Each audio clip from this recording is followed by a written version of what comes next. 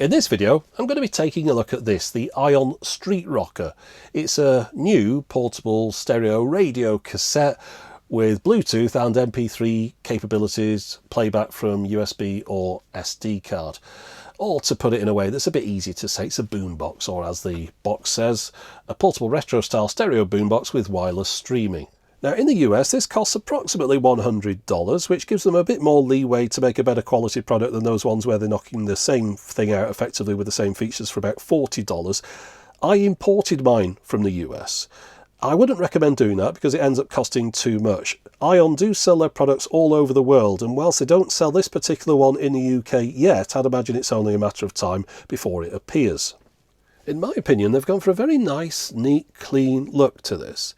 And if you look closely, at either end here, you've got VU meters with needles in them, but you've also got a power meter with LEDs. And by the looks of it, we've got a separate woofer and tweeter. And overall, it just looks very simple, understated, but also retro. Hopefully, it looks just as good when I get it out of the box. But I just want to show you the features on the left here. Now, you might remember when I've tested some of the very cheap boomboxes, they actually had a mono playhead in them. Well, this one, it definitely mentions a stereo cassette, and it says it plays all the tapes in your collection, but it also says records on tape from Bluetooth radio or built-in microphone. They don't always record onto the tape, so those are positive things there. And if we move further down here, you can see we've got separate bass and treble controls, but it also mentions the VU meters, which we've just seen, help adjust your recordings to the ideal level. Now, I'm not too sure how that's going to work unless they have a record level dial. We'll find out in a moment. Runs off 6 D-cell batteries, and it's got a bass boost as well. So looking forward to having a look at this. Let's get it out of the box.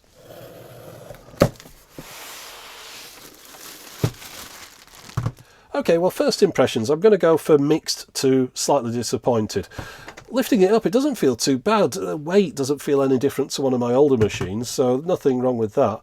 The switch gear feels rather cheap and nasty and plasticky. These things I'm a bit concerned about, these levers, because they all seem a bit sort of sunken and at an unusual angle. It doesn't seem like they're in the right positions, almost as though it's been kind of crushed from above. The tuning dial just feels horrible, really nasty, scratchy plastic against plastic. They could have just put a washer or something in there and you wouldn't feel that, so that shows a lack of attention to detail. Let's just eject it here now. You can't judge a deck, however much you might think, by the speed of the eject mechanism, because all it is a bit of plastic and some gunk stuff to slow it down. So yeah, that doesn't cost anything at all. Let's see if it is a stereo head, as they claim. Yeah, that's a stereo head, but also that's a permanent erase magnet in there rather than one with any wires going into it. So yeah, usual Tenashin mechanism, of course. Let's put some batteries in it, or power, and have a listen. I'm going to start off with the usual stereo test tape just to check that everything's working as it should. Left, right, left, right, left, right, left, right, left, right, left. Well, I'm happy to report the right thing's coming out of the right speaker and the left thing's coming out of the left one, so let's play some music.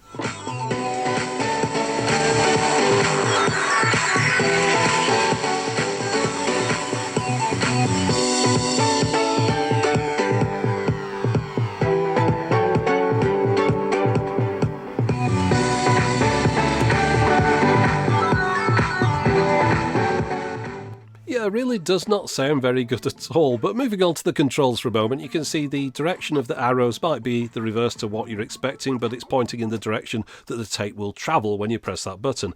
Helpfully, each of them has a label underneath, so you're not confused by the fact the fast forward button points to the left, for example. Notice how the record button is linked in with the play, but I can't push it down on this particular tape because I've taken the right protect notch out.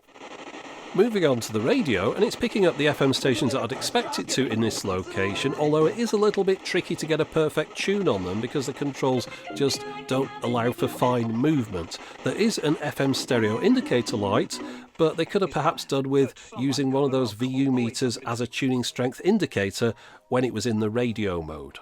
Now, just a quick word about AM or medium wave. I know from previous experience when I've featured a radio on this channel, people from the US tend to wonder why I don't go into the medium wave, why I don't demonstrate it. And the reason is because there's very little on it where I live. I can hardly pick up anything. There's just a couple of faint stations with a lot of interference. It's not like in the US with a load of talk radio, so it's not something I can demonstrate. Now we're going to get back to the tape performance in a moment, but I don't want to leave any features out, so let's test out the Bluetooth. And it works fine, although of course you'd expect it would do. I mean, Bluetooth's pretty much tried and tested by now, and this isn't any kind of clever variant of it. It's not aptX HD, aptX, low energy, Bluetooth 5, low latency, any of that business. It's just your plain old vanilla Bluetooth, and it just works.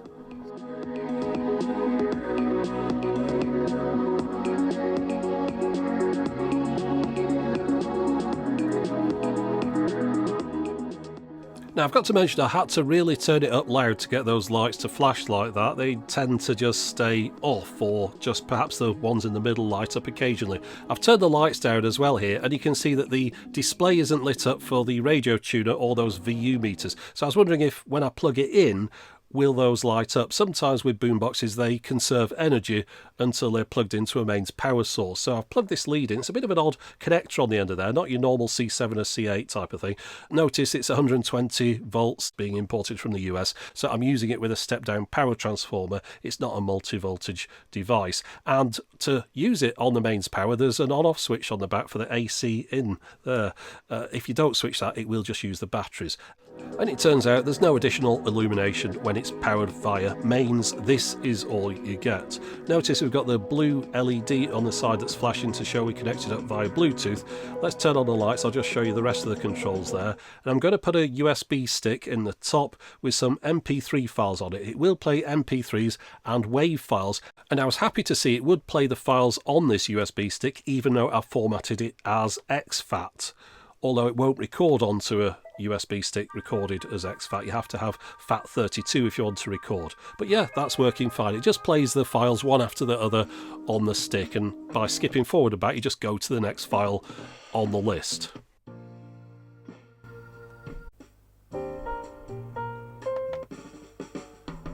Now I'm going to record a tape to an MP3. I'll put it on this micro SD card.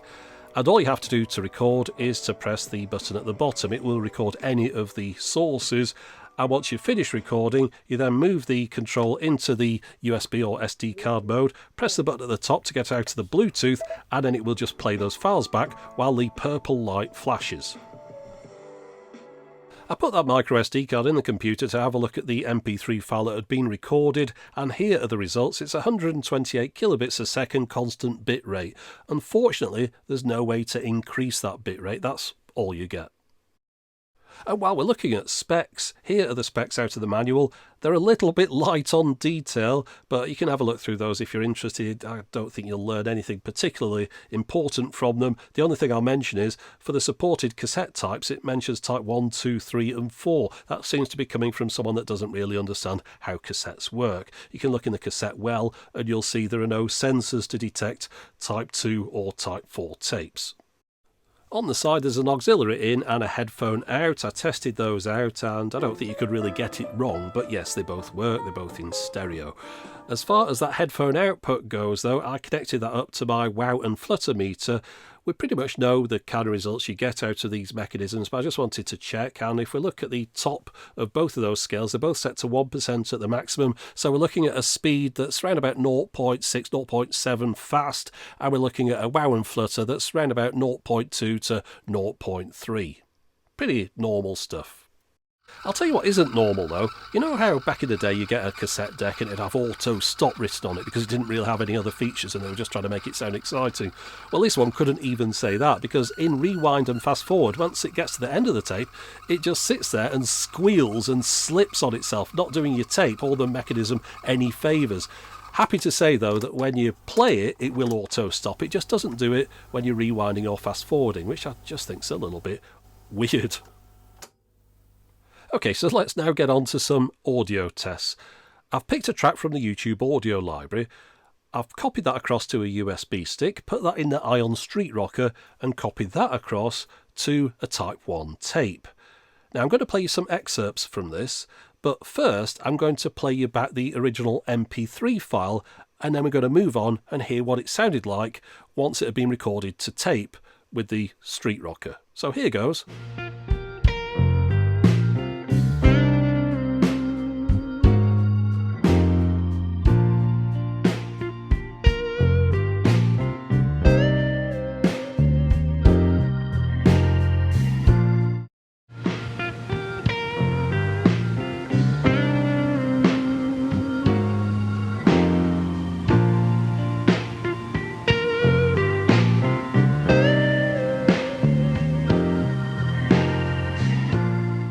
Yeah, it's not good, is it? There's a few issues there.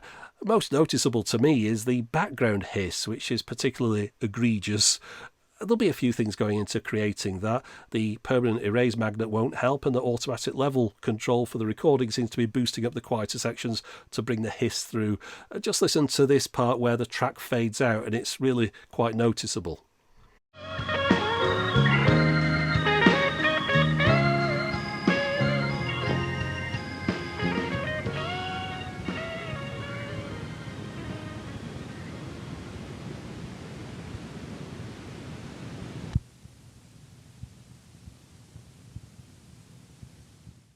Now, I know this isn't going to be a fair fight, but just to demonstrate how decent a tape like this can sound, I've used the same cassette, put it in my Sony WM-D6C, recorded the same track, and here's what it sounds like on that.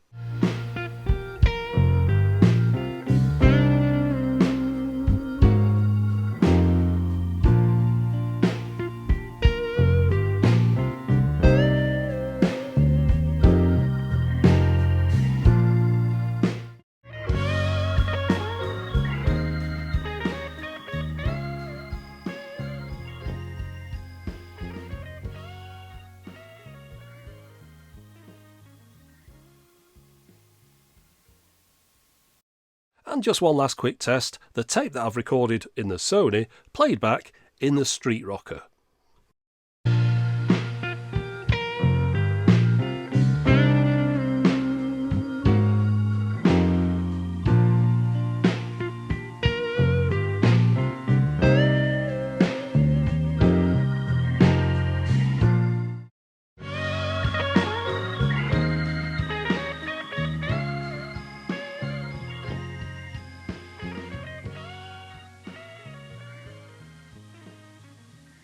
So what this all goes towards proving, if anything, is that the Ion machine is better at playing back tapes than it is at recording them.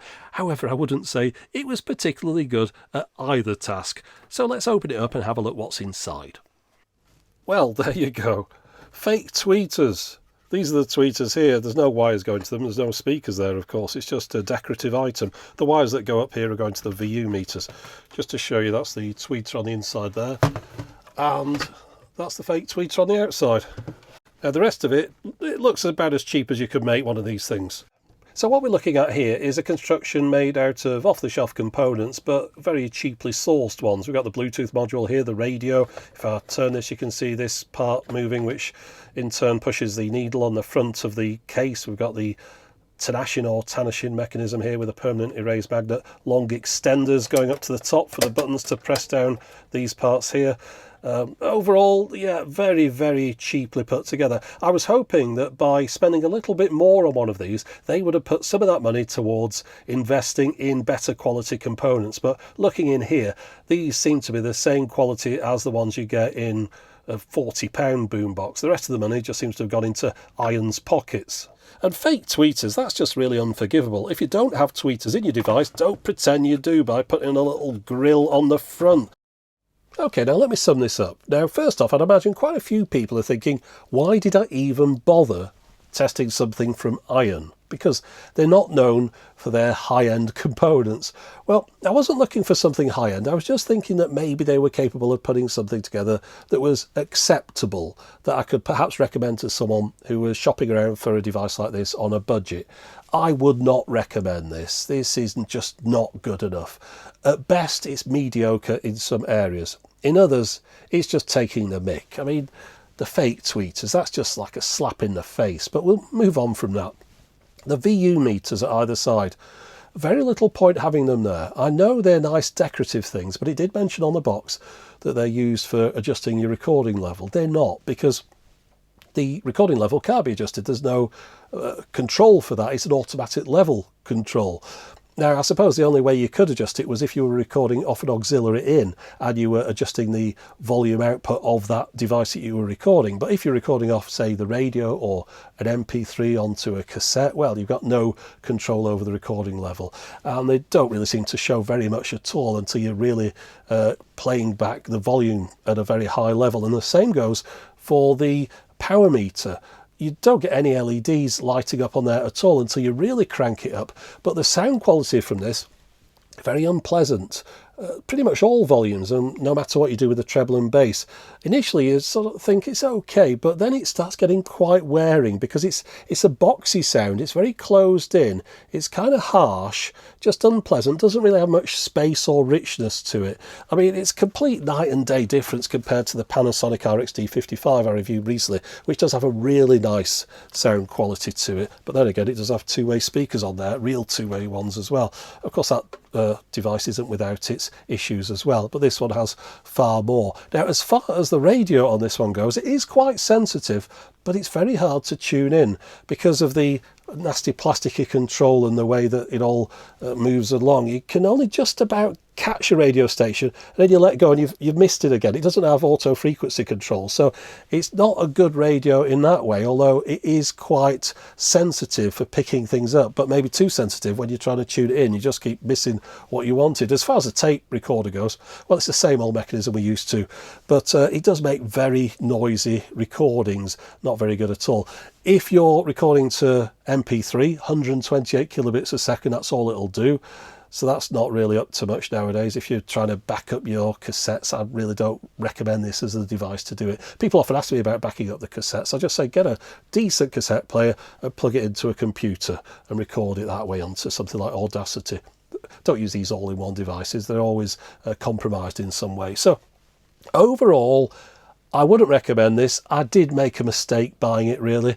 I was going in this quite hopeful, but yeah, I should have just saw all the signs and thought, yeah, that's going to be rubbish. It's the same internals in this as in all the modern devices, really, other than some of the, the Panasonic is perhaps the main exception. There's Sony's as well, but a lot of the kind of budgety type models, I'm sure they share all the same components. So there's very little point in reviewing any more of these if they're all going to be on, the same on the inside. So what I'll say, for the moment, I'm just going to step back from these budget boom boxes and just leave it a while just to see if anything else develops. But I think I can safely draw a line under it and say, look, they're all pretty crap. But in future, the next time you see a boombox on this channel, it's going to be a classic, and a real classic as well.